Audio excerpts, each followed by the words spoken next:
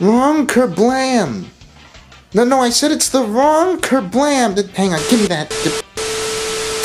Don't think I didn't catch that Unicorn and the Wasp reference, Doctor Who. Just because that episode's been on my mind a lot the last few weeks. Stop reading my mind, show! Kerblam has been cited by a lot of people as the most traditionally Doctor Who feeling Doctor Who episode that we've gotten this year, and in a lot of ways I agree and disagree. Like the last couple episodes, I'm probably going to get a little bit into spoiler territory here. I'm going to avoid getting too deep about certain plot twists, but just revealing the fact that this plot has twists to it is probably taking a little bit of the fun out, so save this video until after you watch the episode so that you can enjoy that at its fullest. For now, I'll just say that I had a lot of fun with it, and I enjoyed it in a lot of the same ways that I enjoyed Saranga Conundrum. Granted, I still think the supporting cast of Saranga is stronger than the supporting cast of Kerblam, but a lot of the neat twists and turns this episode and how effective they are depend on me having preconceptions about some of these one-off characters. To synopsize, though, for people who don't feel like following my sage advice, we open with the Doctor and Co. receiving a package from Kerblam, which is basically Space Amazon. They've sent a robot delivery person directly into the TARDIS to hand 13 a fez. I can buy a fez. Talk about a throwback. Attached to the package, however, is an SOS, which the Doctor and Co. decide to respond to by infiltrating the Kerblam workforce. A conspiracy starts to unravel involving the heads of the company, Judy and Slade, as well as fellow employees like Charlie, Kira, and Dan. All of these characters serve their purpose nicely, although they do naturally feel a bit thin, as this seems like an episode that was definitely trying to make sure that all 4 members of Team TARDIS had some meat too, which can be a bit difficult given just how many other named players are in this one. Although I suppose the one-off characters are used exactly as they should in an episode like this, which is as nice devices to bring out the characterization in the TARDIS team. It's with Judy and Slade that we see the Doctor get properly mad for the first time this series, although I do kinda like how 13 is so warm and compassionate that she's visibly struggling not to become a mad woman in some scenes. A lot of people have voiced the desire to see the Doctor have a few more darker moments this series, and while Kerblam doesn't exactly provide what I think people are looking for, it is a step in that direction for those interested.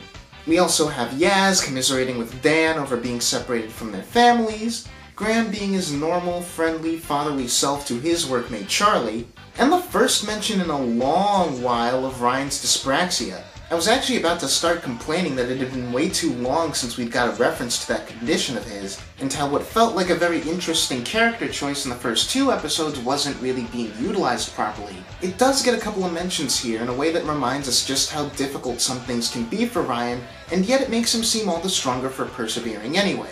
Which is a great way to make it so that Ryan doesn't feel like just a spare part in this episode, which he kind of did last week, with only 2 or 3 lines of dialogue.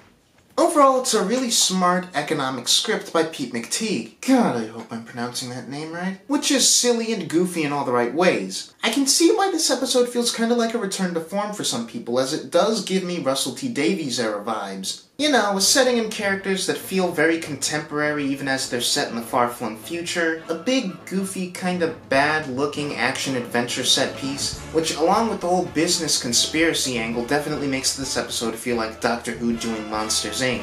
And with the Agatha Christie reference and the Fez popping up, it's also the first episode this series to really pay reference to the RTD and Moffat eras explicitly. But like I said, I was going to get into a bit of spoiler talk, and like the Demons of Punjab, what makes this episode really work for me is the 3rd act, where it starts subverting expectations in regard to what happens with this show. Meaning that the slimy-seeming business guy with the overtly evil-sounding name like Slade really is just kind of an abrasive but ultimately benevolent guy.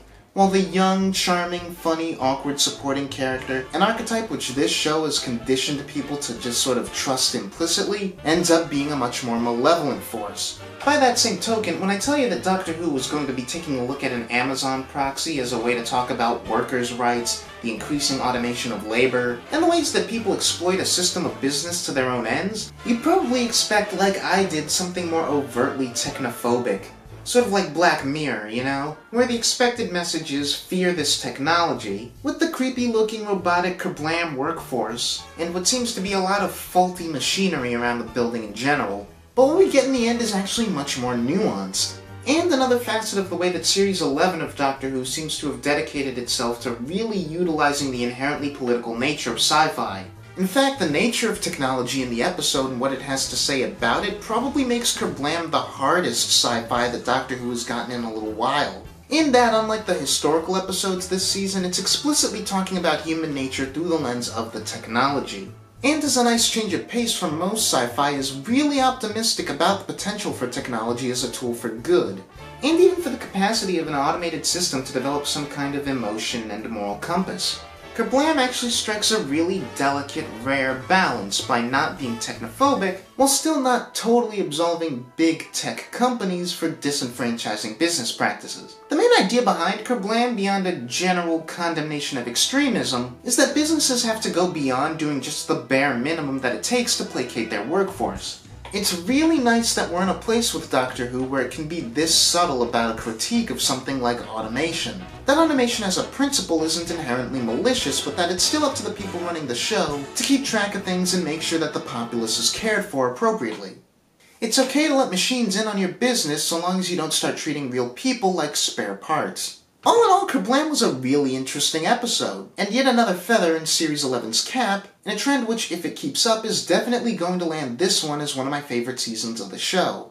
But hey, let me know what you thought about it in the comments below. Like, subscribe, share this one with friends, or complete strangers. You know, I'm not picky. Here's to another satisfying episode next week. Where'd I get this cup from?